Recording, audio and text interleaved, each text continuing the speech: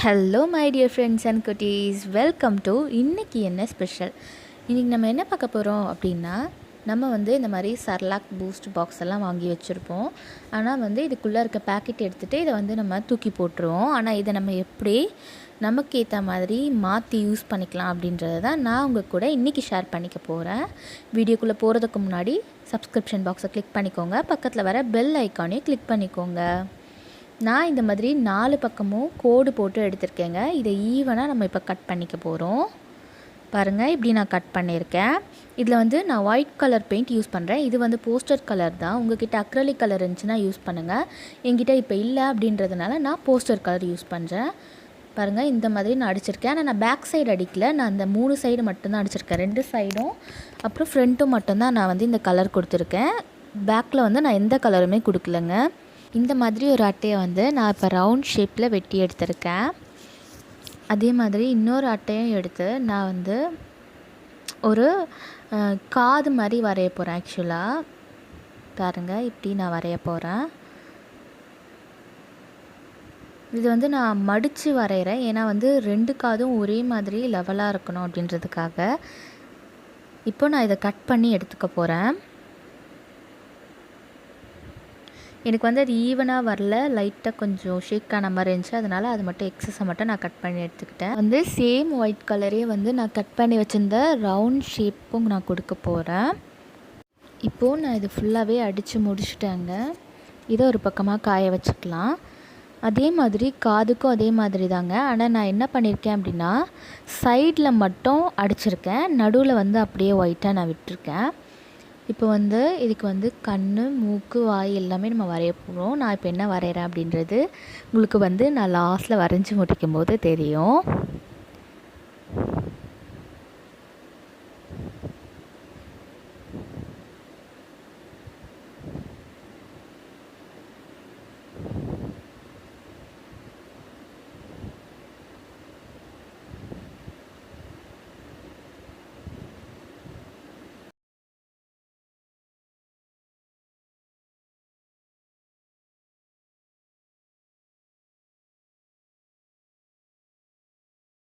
முயல் தான் நான் இப்போ வரைஞ்சிட்ருக்கேன்.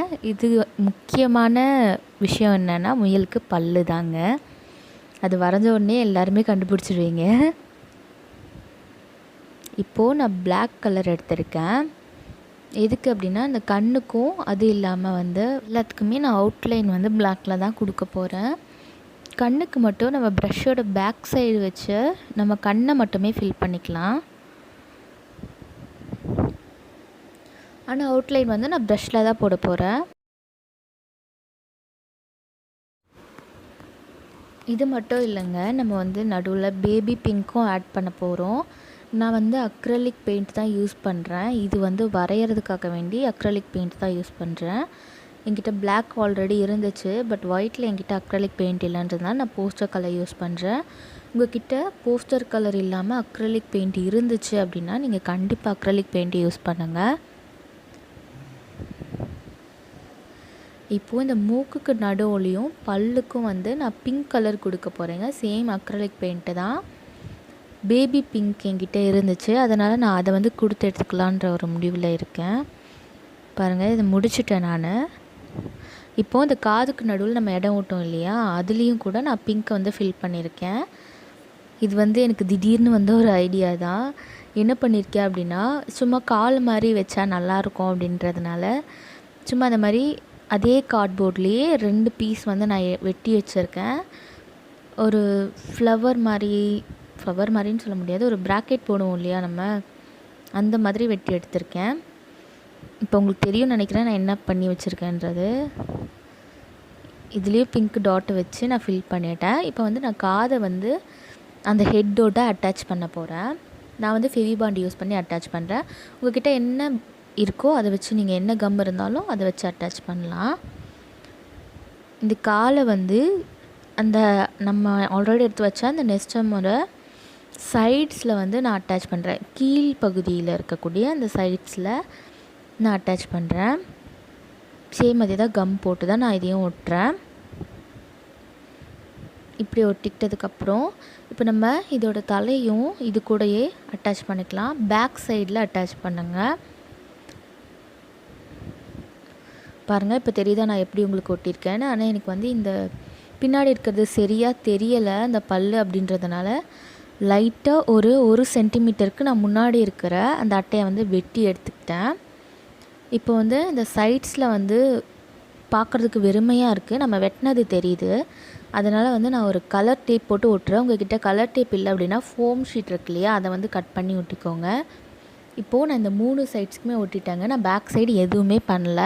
ஏன்னா நான் வந்து செவுத்தில் ஒட்டுற ஐடியா இருக்குது. அதனால் நான் பேக் சைடு எதுவுமே பண்ணல. செவுத்தில் நீங்களும் ஒட்ட போகிறீங்க அப்படின்னா வந்து டபுள் டேப் போட்டு ஒட்டிக்கோங்க. இப்போ வந்து எனக்கு ஃப்ரண்ட்டில் வந்து எதுவுமே இல்லாத மாதிரி இருக்குன்றதுனால நான் வந்து லைட்டாக இப்படி டாட்டாக வச்சுருக்கேன். சும்மா ஏதாவது ஃபில் பண்ணோம் அப்படின்றதுக்காக. உங்களுக்கு ஏதாவது டிசைன் தெரியும்னா நீங்கள் அந்த மாதிரி போட்டுக்கோங்க.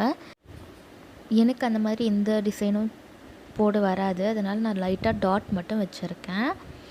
பாருங்கள், வேஸ்ட்டாக தூக்கி போடுற பொருளை கூட நமக்கு யூஸ்ஃபுல்லாக மாற்றிட்டோம். இதில் வந்து நம்ம பென் அந்த மாதிரி ஏதாவது ஸ்டோர் பண்ணி வச்சுக்கலாம். இந்த வீடியோ உங்களுக்கு பிடிச்சிருக்குன்னு நினைக்கிறேன். பிடிச்சிருந்தால் லைக் பண்ணுங்கள், கமெண்ட் பண்ணுங்கள், ஷேர் பண்ணுங்கள். மறக்காமல் நம்மளோட சேனலை சப்ஸ்கிரைப் பண்ணி வச்சுக்கோங்க. தேங்க்ஸ் ஃபார் வாட்சிங். கற்றது கைமண் அளவு, கல்லாதது உலகளவு.